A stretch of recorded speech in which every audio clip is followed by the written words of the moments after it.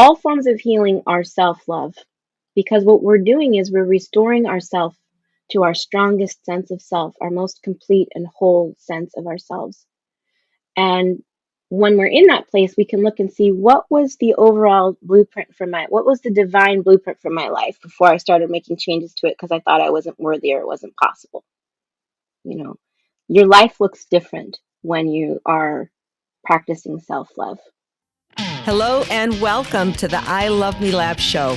My name is Gail Buck, and I'm an NLP Master Life Coach, meditation instructor, and a seeker of happiness. And each week, we're going to bring you an inspiring person or message to help you discover additional ways of self-care, self-love, and becoming a healthier, happier you. So thanks for spending time with us today, and let's let the show begin.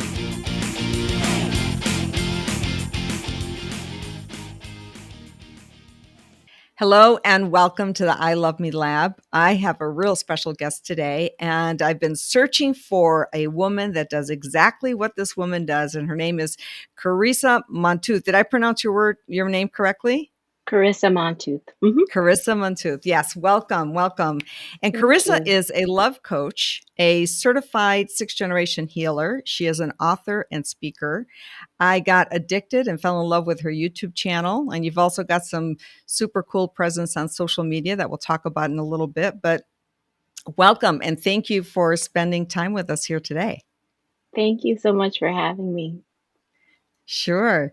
Now, I want to start off because this is the I Love Me Lab, and there's a quote that that I pulled from your material, and it says, "Self-love is the best love.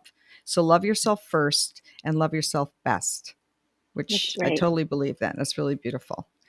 So, what does self-love have to do with attracting a romantic relationship? So this is a question that I get a lot because we understand it on a deep level. It makes sense to us. It resonates with us. But the mechanics of it maybe aren't immediately apparent.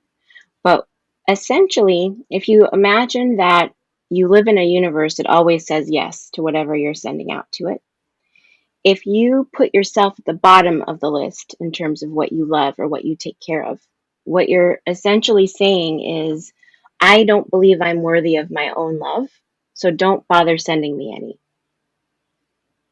Wow. Yeah, I don't think I'm worthy of even my own love, so you don't have to send me any love. Don't send any my way. And when you put yourself at the top of the list, you're saying, "Yay, send me other peeps who resonate with love." I'm here for that. I'm here for love. So it's what it does is it flips that switch so that the movement toward you is love. You're saying, I'm on that same vibration of love. I receive love. I am open to love. So it's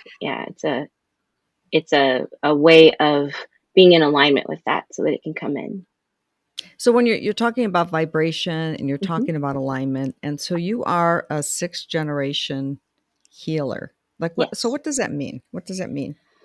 Well, in terms of the sixth generation, my family's healing legacy is through my mom's side.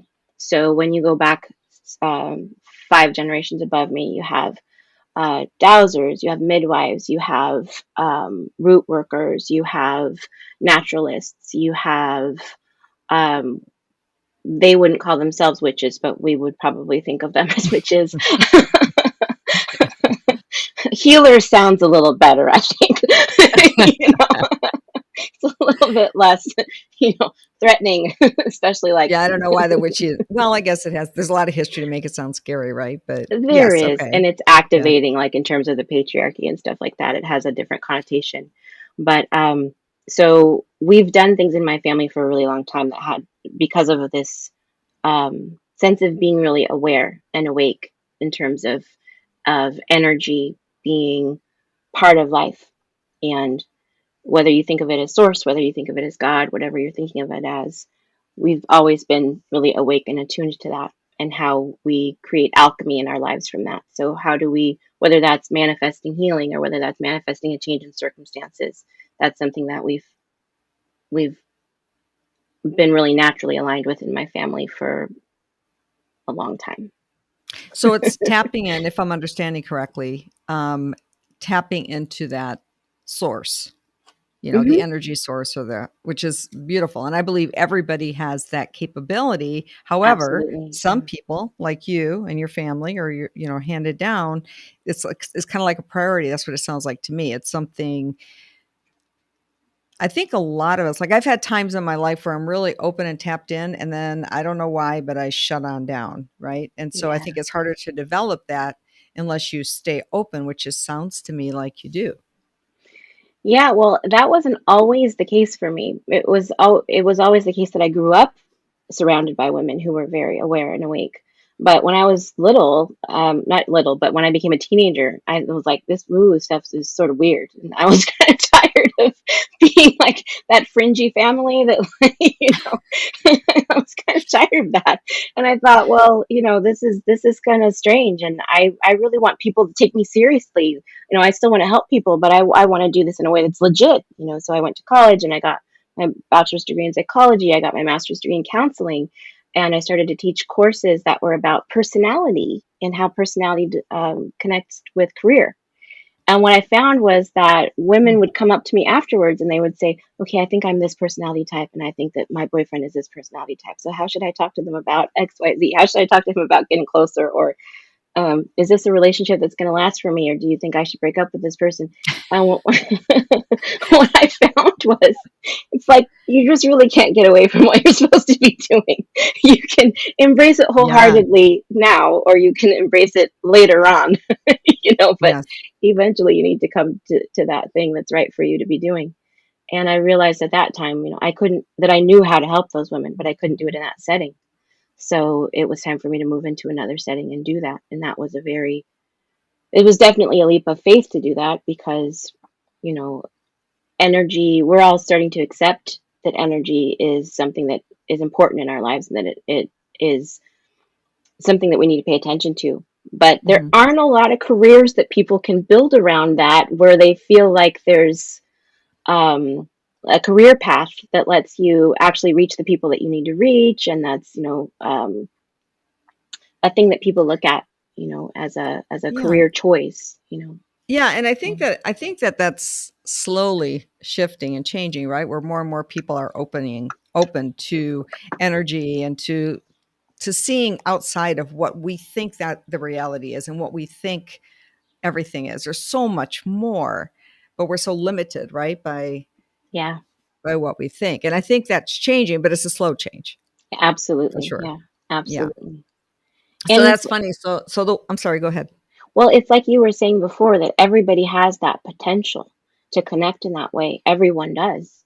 Hmm. And even healers, essentially what different healers are doing is it's like if you have a favorite Italian restaurant, right? It's like you can pass 20 Italian restaurants, but your favorite Italian restaurant is the one that you're going to go to, right? Yes. Healers are similar to that. Like you can hear the same message from different healers over and over again, but there's something about the way this one particular healer talks to you where you're actually able to receive that message even if you've heard it before. So it's like we are all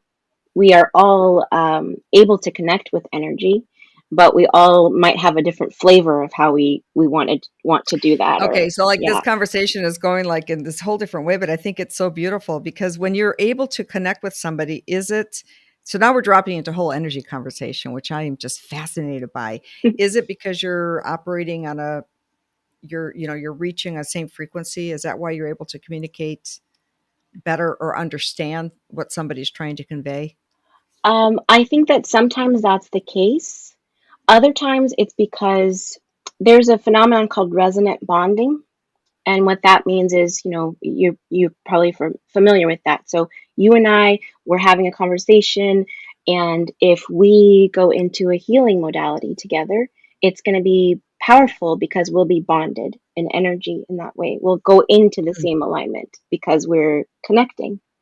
So sometimes it's that the experience creates the bonding, and other times it's like this person feels really good to me for some reason, and I'm not exactly sure why or how, but it's the Yeah. same kind of a thing where that's how you become friends with someone, where you're just like if you think about when you first met your best friend or things like that, and you're just like they just felt good to me, and I And started sometimes it's talking to just them, and easy. yeah, Yeah. and it Yeah. was really easy, and we started finishing each other's sentences, and there was just like this underlying sense of that we have things in common and that there's goodwill between us, and that it's like it to me it feels more like a an energetic bond that gets created. And sometimes it's I'm creating it intentionally with someone. If they're a client, I'm inviting them into that bonding experience.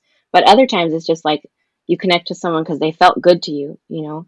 And that can attract us to certain healers, because it's like maybe they are familiar to us because they have had similar experiences to us, and so we can understand intuitively. We get on an intuitive level, this person understands what I've experienced because they've experienced that. And then So they in feel your safe to coaching, us. Hmm. yeah, and in your coaching, because we spoke a little bit before we started recording today, and so when you're coaching with clients, Hmm. you that's part of your coaching process, right? Is energetically Absolutely. connecting with them. And what is the purpose of that? There are a lot of things that helps with. One of the things is that it helps them know that they are loved and cared for. Mm, And even just knowing that someone is present there with them in that way can be a tremendously healing thing before we even get into any intentional connecting of energy, like my energy system to your energy system or something like that. Just for me to be open and receptive to you, for me to let you know that I have a genuine love for you, that I mm, am offering information from my energy to yours, and that you can take whatever of that you need, because essentially that's what healing is, right? It's me setting an intention to say that I'm going to offer something to you, whatever, and you can take whatever it is that you need from that, and that your wisdom, your spirit is sovereign. The wisdom of your spirit is sovereign, and it knows what to take from that on a deeper subconscious level. So sometimes setting up that energy as like a container is important, because it might be that that person has not experienced that it's okay to be everything they are in that space with someone before. I had a client recently where I said something to her, and to me, as I was saying it, I didn't think of it as this really profound thing I was going to say to her. What I said to her, and it was a response to her feeling kind of anxious, and she would say things and then she would sort of apologize for it or kind of retreat from it. And what I said to her was, it's okay for you to do everything that you want to do right now, and for you to be everything that you are here. That's okay. That's okay. And she burst into tears and she was like, I mm. don't think I've ever felt like that. And so we just stayed there in that energy for a bit. And I repeated that for her a few times so she could really receive that and bring that in. And that wasn't like a fancy woo woo energetic thing that I was like, I'm going to do this special technique that I know how to do and ground myself and shoot into this. And it wasn't anything, you Yes. know, special thing.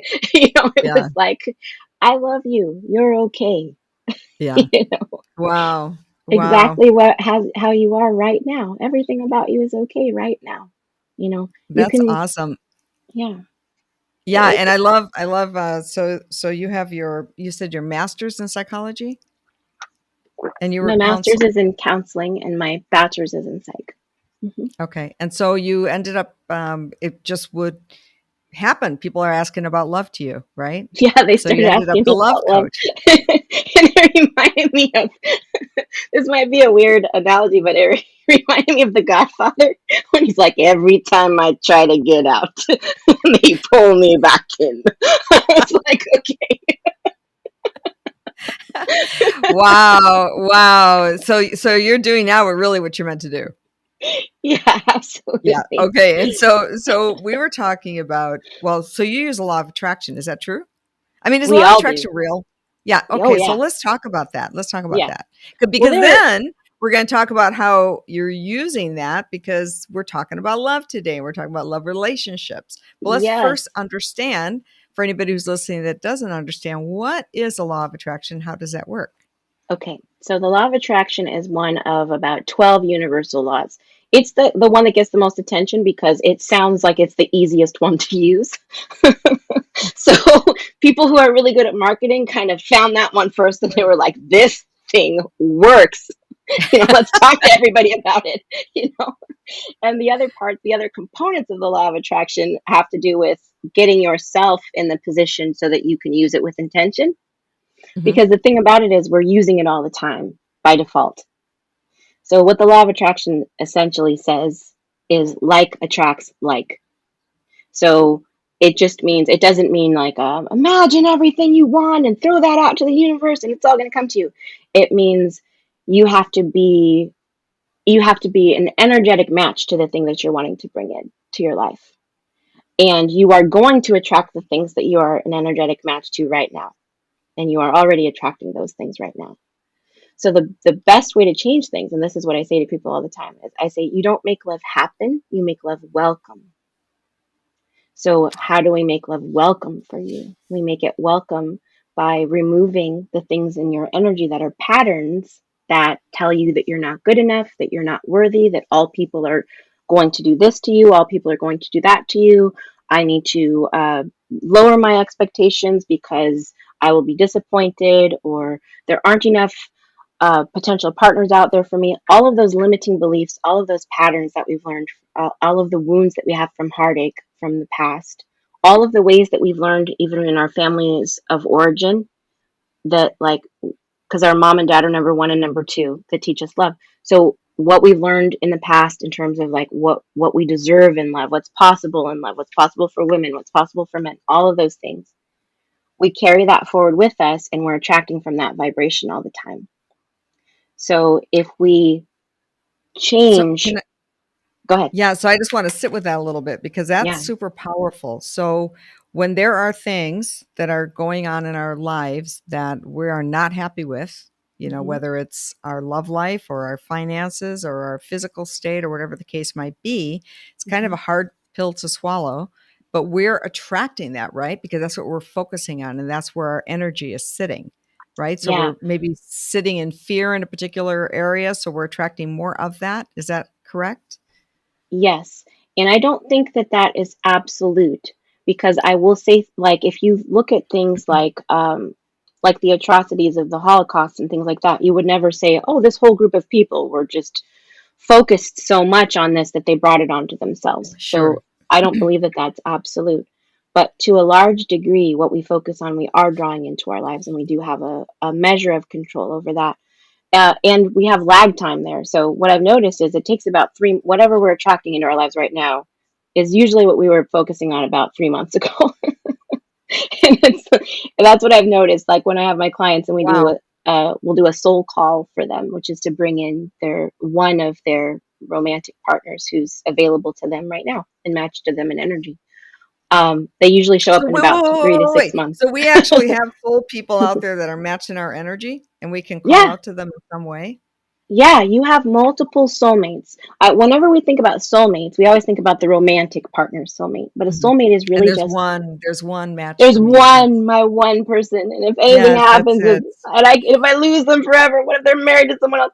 There was a scene in When Harry Met Sally where they're having lunch. She's having lunch with her girlfriends, and Carrie Fisher's character Marie is like, you know, you've got to get out there, because or otherwise you're going to spend the rest of your life knowing that someone else is married to your husband. And Sally's just like, oh, like, oh my God. I was very relaxed until she said that, and I think that a lot of us have that as a belief on some level, is like, what if I miss out on the chance to have my person? Or, what if there's not a person? And that's one of the things that I tell people as a way of kind of getting their attention is you don't have a soulmate. You actually have multiple soulmates. You have Huh. multiple potential realities that can be there for you in love, and those people are real people out in the world right now wondering if you exist. So it's kind of like an interesting thing to Wow. think about. And what you're going to do is you're going to attract the one who matches where you are in your energy right now. They're going to match whatever wounds you have right now. They're going to match what you think you deserve right now. They're going to match what you think is possible in love right now. And the thing about that is that as you grow, you may grow apart from that person, you know, and then you will become a match. You will attract the person who's a match to you in the energy that you're in now. But if you and that person grow together, then you'll be together for as long as you're a match in energy in that way. It's like when we think about, who you first, when you're attracted to someone and then you are in a relationship with them, and then maybe you get married, and then later on, if the marriage breaks apart, you're thinking, like, I don't even know you anymore. I feel like I don't even know you anymore. It feels like you're not Hmm. even the same person. There's that sense of like estrangement where you're just like, I don't even know you. And that's real, because on a deep level, it's like you don't know them. They're a different person. And So so for are people you. that are married, how do you coach them to, assuming that they want Hmm. to reconnect to their energy levels? How do you Yeah. help them to do that when they're Well, wanting to? my clients are single women, and I help them attract marriage-minded men without self-sabotage. So I don't do a lot of work with couples, but if I Hmm. were to give them advice, I would tell them to commit to honoring each other's growth and honoring their own growth, and stay committed to each other as they're growing. Because that's one of the things that we stop doing, is that we start, when we're in a relationship, we start to, especially women, we're really good at this because one of our superpowers is to make the best of every situation. Hmm. So what we'll do is we'll come into a situation, and instead of, if there are needs we have that make it, that we feel like would be too hard on the relationship, we just kind of put those away. I Mm. don't need to have that need right now. I don't need to acknowledge that right now. And we do things that are for the benefit or the longevity of the relationship. We do those kinds of things until we can't really stand it anymore, and then those things kind of come back up. And yeah, so for us, we just try to make it okay for as long as we can. And we start that with the dating process. We start that out by going, I have to, let me put away my crazy so it's easy for him. you You know, can't see this. I don't want to scare him off right away. Like, I'll let it out in little bits as we go along. you know. So as he's more and more invested, I'll just let little bits out, and then eventually Oh he's my all gosh. in, and then he knows all of me. But it's just like, and really what we want to do is let it all out in the beginning, because like it's If he because then if doesn't run, he's solid. he's yeah, exactly, and it only gets better from there. Yeah. It's like Oh for my everyone. gosh. Yeah. you know and it's so anxiety, it makes you so anxious for you in the dating process if you're trying to just let it out in little, you know Oh my little goodness. Oh tiny my bursts. goodness. You can take so much out, if you're just like, okay, here's what I'm like when I'm stressed out, here's what I'm like when I'm sick. you know Yeah. you That's so know interesting because what I've done in the past a lot is if I'm feeling really wired or something, I just avoid seeing that person just because yeah. I don't want to bring that yucky energy into the space, you and know? the and that is, a lot Which of is women probably have why I'm that still instinct. single. Well, a lot of women have that instinct. Yeah. But the thing about it is that, imagine that that other person could respond to you in a way that was like really, like surprising and affirming and reassuring and encouraging, and that actually what was happening was you were taking that opportunity away from them. Yeah. So that Wow. opportunity for like that deeper intimacy, because that's what happens, right? Is that you go, ah, and the person goes, you're okay, we're okay, it's okay.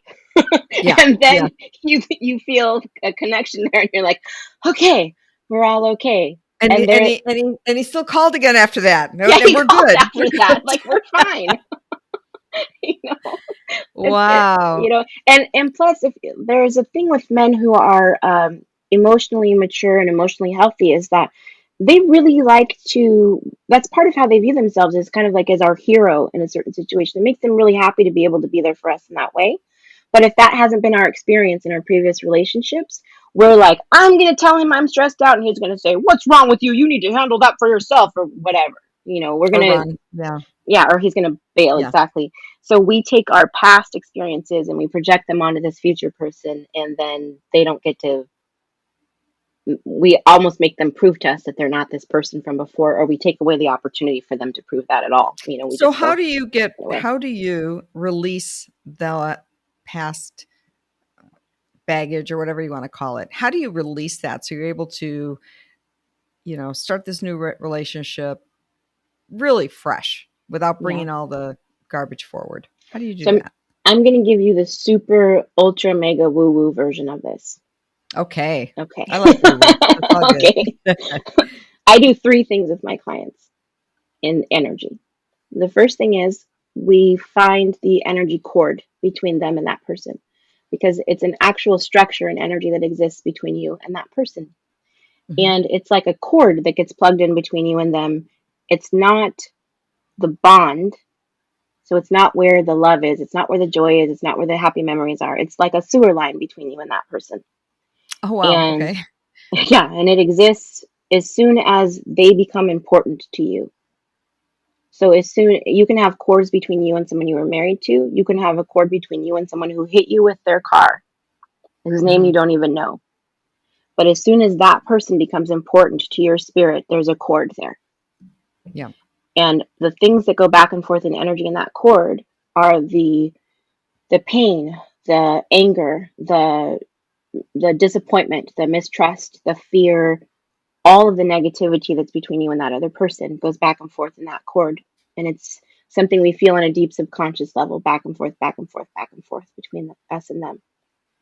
So we cut that cord and we let our own aura heal, which usually is like 3, 4, 5 days of feeling like you've just worked out really heavily for 2 or 3 days and now you're sore and Mm. really tired. So after about 3 or 4 days, you heal from that.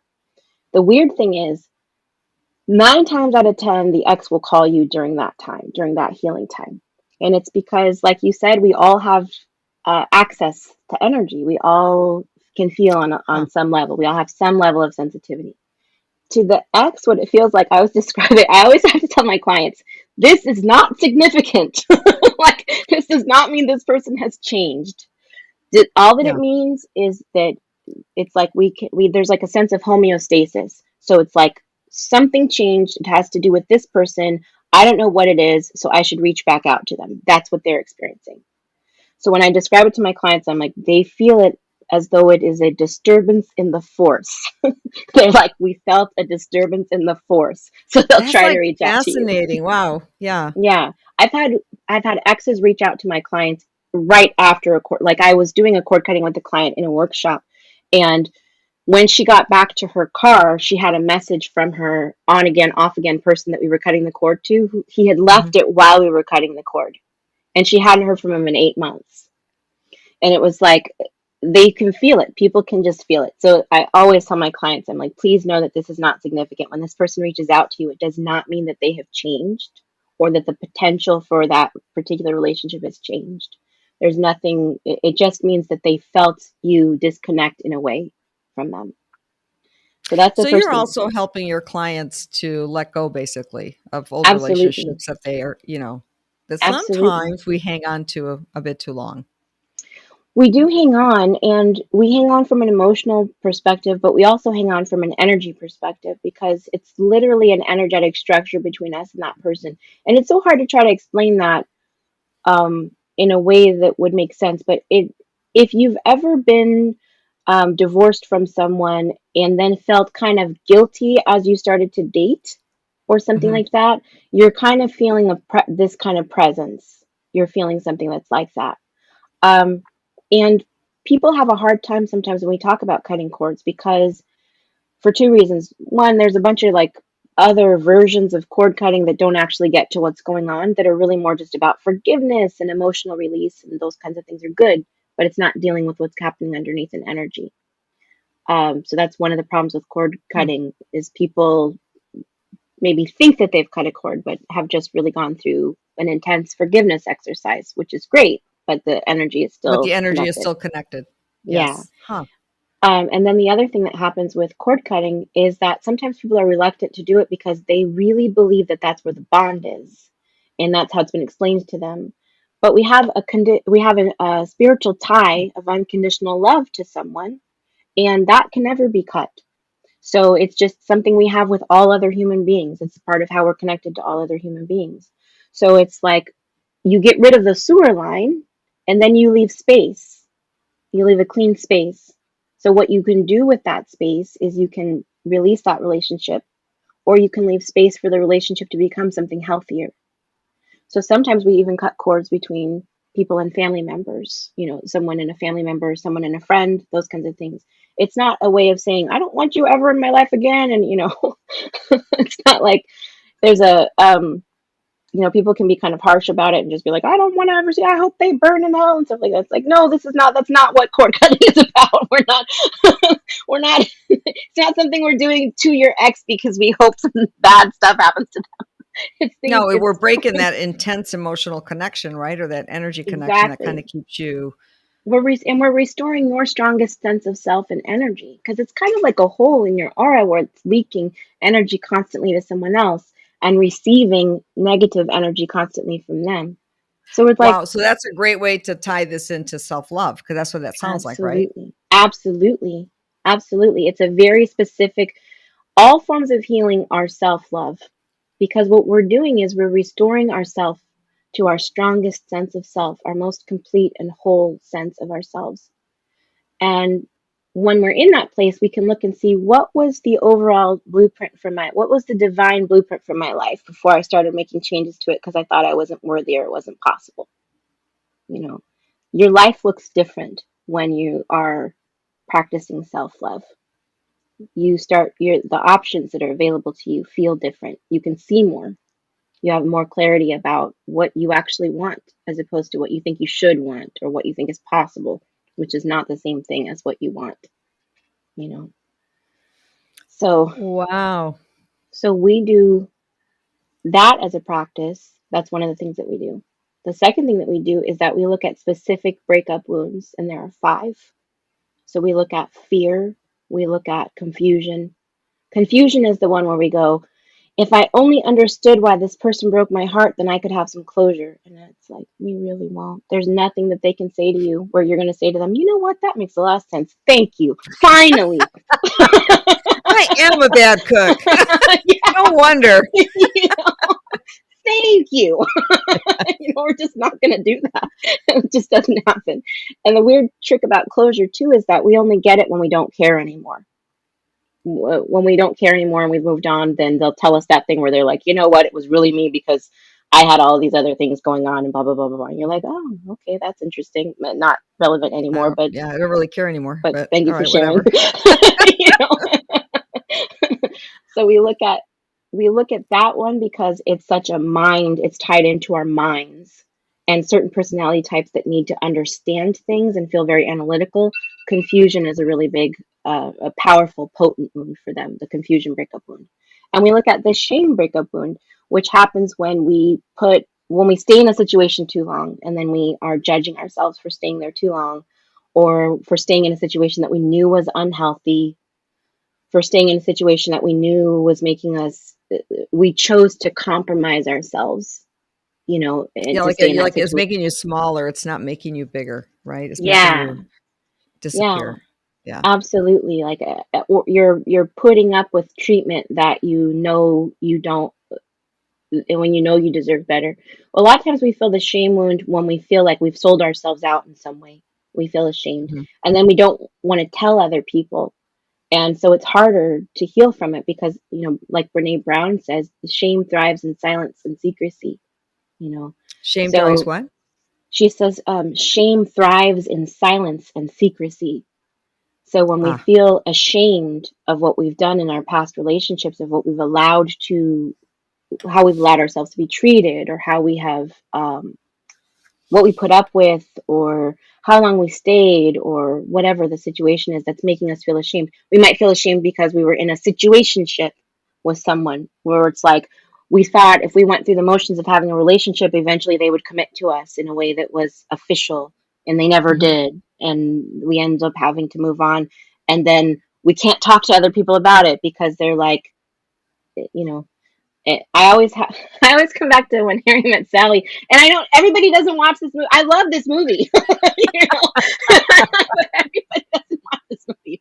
When there's a part of this movie where Carrie Fisher's character Marie is having an affair, and every time she talks to Sally about it, she's speaking really incredulously. Like, she'll say, he just spent $300 on a nightgown for his wife. I don't think he's ever going to leave her. And Sally always goes, no one thinks he's ever going to leave her. And then Marie goes, you're right. I know you're right. And she does, it's like 4 or 5 times that happened in the movie. He just spent $3,000 on a dining room table with his wife. I don't think he's ever going to leave her. No one thinks he's ever going to leave her. You're right. You're right. Yeah. I know you're right. You know, but it's like when we're in some of those situations, we don't have somebody to talk to about that, or we don't want to tell them about that. And so it compounds that the grief of losing that relationship because we have to hide our grief. So now on top of that grief is like there's shame and there's secrecy. So shame is one of the breakup wounds that we have to deal with because it lives in our energy still. Um, Another one is anger, which is a big one a lot of the time for women because we have been so socialized to not express our anger. We've been socialized that our anger makes us look crazy when Hmm. most of the time it is righteous anger that is justified. So, what we do to kind of make it more palatable to people is we push it down because and we exhibit grief or sadness instead because nobody is afraid of a woman who's sad. They're afraid of a woman who's Was angry angry. because Yes. there's power in that and she's going to do something and she's there and so it's like we have to immediately discredit her anger so she seems like she's crazy and Yes. then we can She's deal with her. crazy or psycho or something like that, Yeah, right? Yes. difficult or whatever is Yes. happening. It's a way of dismissing her, and we do other things, in our society, as especially as women get older, where we to discredit them or their viewpoint or their opinion or their right to take up space or any of those things. We do all these things to women. But so anger is a tricky wound because a lot of times we're socialized not to show it. And so when I have a client who shows up with a sadness wound, I always check to see if it's really an anger wound. She Hmm. shows up with a grief wound. I always check to see if there's also an anger wound, like coinciding with that. And then there's fear. And the fear wound is like, I'm going to get super busy with other parts of my life. So, because it's just, I'm not going to look at that. I'm not going to look Yeah. at dating. I'm not going to, I'm going to get busy with other parts of my life because I'm going to go out there. I'm going to date. It's going to happen again. There's no way to prevent it from happening again. And I'm just not ready for all that. So I'm just going to stay away from that, that whole situation. So those are all different breakup wounds that we deal with.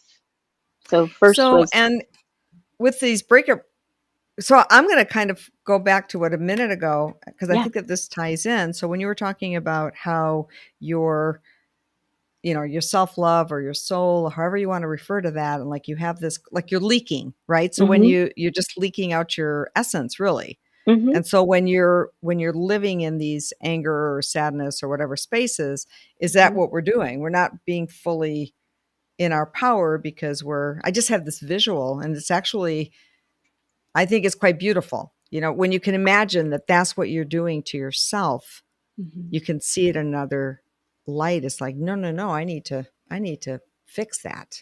Right? Yeah. Yeah, because the thing about it is that it's not our fault that someone Right. wounded us in that way, but it is our responsibility to address it and to heal it for our Right. own for our own peace and also so that we don't continue to attract from it because if we don't heal it, what we do is what we think of as chemistry is actually just between us and another person is actually just that they match our wounds and that feels familiar to us on a deep subconscious level. Wow. Wow. Which is could be why sometimes we get into the wrong relationship, or we have a pattern of doing that because they're Hmm. matching that energy field. Exactly. So that's why we want to heal those wounds because until we heal them, we will continue that pattern of, oh, I'm so attracted to this person and not realize that that thing that feels like chemistry to me really is just that they have the same wounds. And those wounds feel very familiar to me. And I can recognize that immediately. Like they resonate with me in this way. And we think it's like, oh, this is so great. And then we're like, oh, right, right. Like read So wrong. then if you're not okay, so for somebody out there who does this, they just get into these relationships that don't work out, or they're, kind of repetitive repeating patterns. Hmm.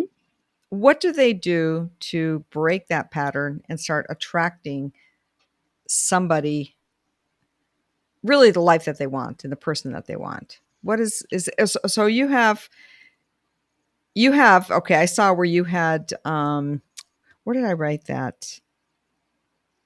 what is the number one thing that you can do to use law of attraction to manifest real love in your life instead of something else? Yeah. It's to focus on your own healing. It's not putting yourself out there more. It's not switching dating apps. It's not losing weight. It's not, it's not changing your standard. It's none of that stuff. It's focusing on your own healing. So it's exactly those things that we're talking about in terms of like healing those wounds, cutting those cords, and then clearing out limiting beliefs, because we pick up beliefs from the relationships that we're in, and then we think that those things are true and that we attract from that. So we might have a belief that's like we got cheated on, so we say all men are cheaters, and then now we're manifesting that experience into our lives over and over again, you know. So the most important thing that we can do, because the thing about the law of attraction is it's always working. It's always working by default. We're using it by default all the time. There's no way we can get out of using the law of attraction. It's a universal law. So What we oftentimes we're attracting things that we don't want because we're focusing on those things that we don't want. Not only because we're focusing on them, but because we're a match to them in energy. Wow. Okay. So we might not be thinking a lot about how men are cheaters consciously. We might not even be thinking about dating at all. But if we have that belief on a deep subconscious level that we're not even, it's not in our conscious mind, it's on a deep subconscious level, then we're going to keep attracting that experience because that's what we believe is true. And that's what we believe is true for us. That's what we believe we deserve. That's what we believe is possible. So sometimes clearing limiting beliefs can be tricky because they are subconscious. We can be aware of some of them, but our subconscious mind and our conscious mind are not really great at communicating with each other that much. Dreams are kind of the exception, Mhm. Certain self-hypnosis techniques are the exception, but to get something from even from our conscious mind into our subconscious mind requires either an intense emotional experience that just immediately makes it a subconscious belief, or we have to repeat it hundreds and hundreds of times over months and months and months. And through repetition, we can get it into our subconscious mind. Incidentally, that's the reason why people give up on affirmations, because it's like affirmations. We get bored like day 4, day 5. We're kind of like, I've said this I am affirmation. beautiful. It's like, no, I'm not. We're Yes, not like, I am. and our resistance goes, it immediately just Yeah. calls BS, right? Our resistance just goes, shenanigans, that's not true, and then we're just Yeah. like, so then we're forcing it because we craft an affirmation, we go too big with it. So instead of going like, every day I am feeling more and more beautiful, like every day I allow myself to feel more beautiful, even if we have to back way off. And I am willing to sometime think of myself as a decently attractive person. We don't start there and Wow. sneak To up on kind of it. like, Yeah. wow. Okay. So what's one thing that somebody could do right now to start shifting some of their, well, I guess the first thing would be to really acknowledge and see where you are, right? I mean, sometimes people don't think they have any limiting beliefs, but how does Oh, somebody we uncover that all that they we really do, all and what do. are they? We all do. And the thing about it is that that's why healers work with other healers, is because we all have blind spots, and it can be really hard to figure out what our blind spots are. Like, right? That's why they're blind spots. So it's Mhm. like it can Yeah. be really difficult because even for us as healers, it's like we look at it, we can do certain techniques like muscle testing and go, oh, okay, what's in there? And we can bring things out and then we can clear them. But there are some things that we're not even going to know to start to dig for, you know, and we need to receive that kind of guidance from someone who's outside of us, who's coming to us kind of in that loving space. But one of the things that we can do is, so healing happens by taking bad stuff out and putting good stuff in, right? So sometimes we can't figure out what the bad stuff is that we want to get out. And by bad, I mean how you can say things that aren't serving me any longer. I can say old patterns. I can say things that I've outgrown, whatever. But sometimes it can be hard to figure out what those things are, and that's okay. Mhm. Do that with somebody who's good at figuring that out for you, because a lot of times we can't see that for ourselves, but we can always bring good stuff in. Yeah. So one thing that I would recommend for people to do is just to it's really simple, is to just put your hand on your heart and take a really big deep breath in and let it out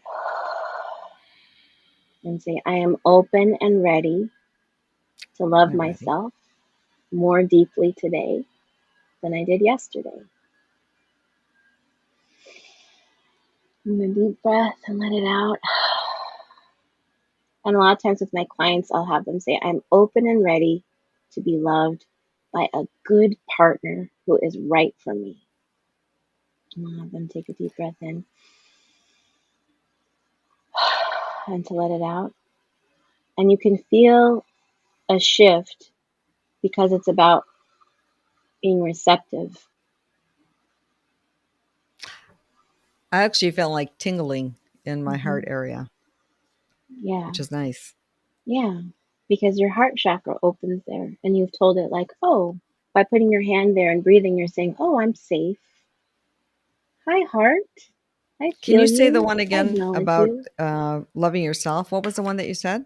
I am open and ready to love myself more today than I did yesterday. Mm. Because then we don't have to go, I love myself the best of everything in the whole world and everything is, we don't Just have more to than I go did there. yesterday. I'm Just more open than I and did ready to yesterday. love myself more today than I did yesterday. Oh, that is You beautiful. know? And if you put your hand to your heart and you take that deep breath in and you do that 3 times, you will feel that difference in your heart. And when you actually get up and start doing things, you can feel that you're bringing that into your day. You can feel that. There are 2 ways that you usually know healing has happened for you. One of them is that you will feel lighter. Mm. You'll feel some kind of like a release. You might cry, something like that, but you will feel lighter after that experience, and you know healing has happened. And the second way is that a new insight that you have not had before will bubble to the top of your consciousness.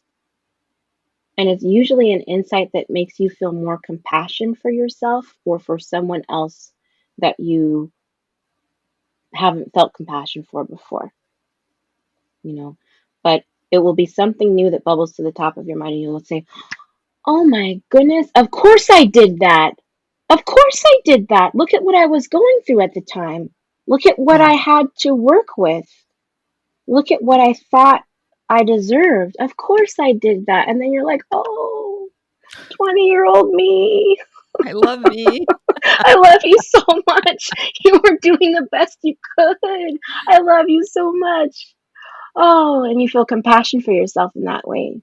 And then Yeah. you restore that part of you back to yourself because you were kind of estranged from it and judging it and trying to be distant from it. But then you bring that back to yourself. You have access to that part of you again, and you're restoring that stronger sense of self. And all of healing is like that. It's either that you feel that lightness where you're like, oh, this it's gone. You feel like that thing, okay, it's gone. Like you can feel it lift from your shoulders. You feel better. You feel lighter. And sometimes that comes with a release of tears. Sometimes it comes with lots of yawning, which is really interesting because yawning is a release for your body. So often I'll be doing an energy technique with clients, especially when we're doing a tapping technique for acupressure. If Mhm. we do a lot of tapping, once we get into like the 5 or 6 minute mark of releasing something really deep, they will start yawning really hard.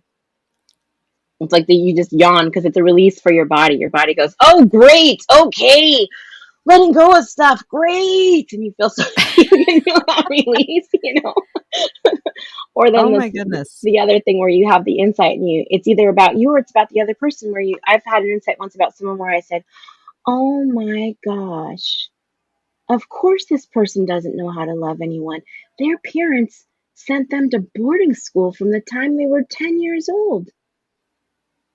How could they understand how to love people? How could they create that with no experience of it?" And it Hmm. made me feel such compassion for them that when I had struggled with, like, I'm gonna forgive this person because I'm a spiritual person and I'm gonna try real hard and I'm gonna forgive them, I was like, I'm I going to don't want to pray forgive for them. them and for me. Yeah. And I was like, I don't want to. I don't want Yeah. to because they were wrong and what they did was wrong and I hate what they did. It was like as soon as I was able to get to that point, sometimes forgiveness can be premature and you need to get to that point anyway. It's like it's not forcing forgiveness is not good for you or for the other person. But when you get to a So point where it happens organically, you can be like, great, okay, so we're done. ultimately that forgiving of them, the true forgiving of them happens because of healing with yourself. Exactly. Because you're saying, Wow. the thing that you did to me, I'm in such a different place now that the thing that you did to me has no place here. It just, there's no place to put it anymore. I'm so full that I don't have any place to store that anymore. I'm full of other stuff. It does not match any of the furniture I have here. There's It no does not room, match no anything room, in my wardrobe. I have no no time for room it in here. my schedule. You know, I don't know the words for that anymore. You know, Wow. it's like it's so, what you did is so not a match to me that I can't, I don't have any place to store it. The other thing sometimes is you can get there just through willingness. So instead of doing the thing I was trying to do, where you're just like, I'm gonna forgive this person because I'm spiritual and that's what good people do. You know, I'm supposed to be a role model for people. You try to do this thing where like, but I hate you, I hate you, I hate you. I You know. know, we're trying to do this thing. It's No, like I it don't doesn't know. work. Yes, I I do. don't, I don't, I do, I do. It's like This is where you're that doing crazy person comes in that you don't want to introduce to that new guy, right? exactly where you're like, I don't want them to see how hard it is for me to forgive. You know? But it's like what we can do instead of trying to strong arm ourselves into premature forgiveness is that we can just go, I am willing to get to a place where what you did doesn't bother me anymore. Well, and I like that premature forgiveness. Yeah, Huh. because premature forgiveness is something that we've used to manipulate people, for religious reasons and stuff like that. Is like this idea that, like, well, you have to, I know they did something bad to you, but if you don't let it go, then now you're bad. And it's like, well, no, there needs to also be accountability. And if Yeah, there's they're a still chance bad, that but they can continue to hurt me, I should be protected from that. you know, uh, like I shouldn't have to forgive someone and then still hang around with them. That's not yeah. okay. You Yeah. know, so it's like, yeah, there forgiveness also has to do with, like, forgiveness is for the past, but trust is for the future. So it's like, if you can't trust someone, you might be able to forgive them, but you have to be able to sever that relationship and not have that in your life anymore. If it's Did somebody you that you're forced to still interact with, then forgiveness might be really premature. yeah, did you see the movie The Shack? No, Oh my goodness. I'm pretty sure you'll absolutely love it. So look for that one, The Shack. And really I will. the foundation of it is all about forgiveness. The Shack. Okay, Um I'll check it out. the shack, like it's like an old shack. Yeah, Yeah. Yeah, look that up. It's just I think you'll enjoy it. And you'll be pulling thanks. things from there as well, I'm sure. So, I'll have you more know, updated references than just when Harry met oh yeah. Sally No, no, and no, no, no. Star It's all Wars. good. And our time is up. And I have enjoyed so much speaking with you. And I have to say, this was going to be more about, it was going to go into the whole dating space, which you didn't really talk about because we didn't get there because there were so many valuable things to talk about first, right? Before you get there and about taking care of yourself, cleaning up your energy field. And I love the whole thing about if you imagine yourself with your hurts and your connections that you're not letting go of as all these leaking of your soul or of your essence of who you are, right? And so Yeah, I just thank you so much. And will you come back again? Because I do want to continue and dive into the whole dating space, especially for single women over 40. And I know that they're going to want that very much because that's kind of where I was going. But would you come back again? absolutely. I'd love to. Oh my god, you Yeah, are you thank you for are inviting adorable. me. Yeah, I just loved having you here. And this is the I Love Me Lab podcast. So there's one final word of wisdom that you could give any listeners on self love, something that they can do, or some thought Mhm. to think about. What would that one thing be? It would be what I always say, which is that self love is the best love. So love you first and love you best. And every other kind of love will follow that into your life. I love that. Thank you so much.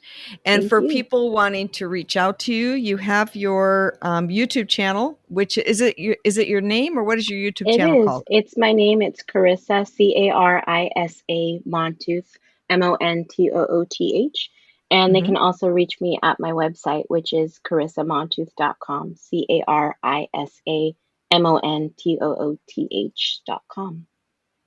Perfect. And you're on social media, and we will post I all those am. links in the show notes for anybody wanting to reach out. And as always, if you miss those show notes, you can always reach out to me, and I'm happy to put you in touch with Carisa. And I hope you come back really soon because I just absolutely love this. And for everybody who was listening, thank you for spending time today. And don't forget to hit the subscribe button. And hopefully, we'll see you again next week. Thanks so much for listening to this conversation. If you enjoyed it and want more information on our guests and resources, please visit ilovemelab.com. And please, if you enjoyed this episode, remember to subscribe and share with a friend. Hey, there's more great episodes to come. So until next time.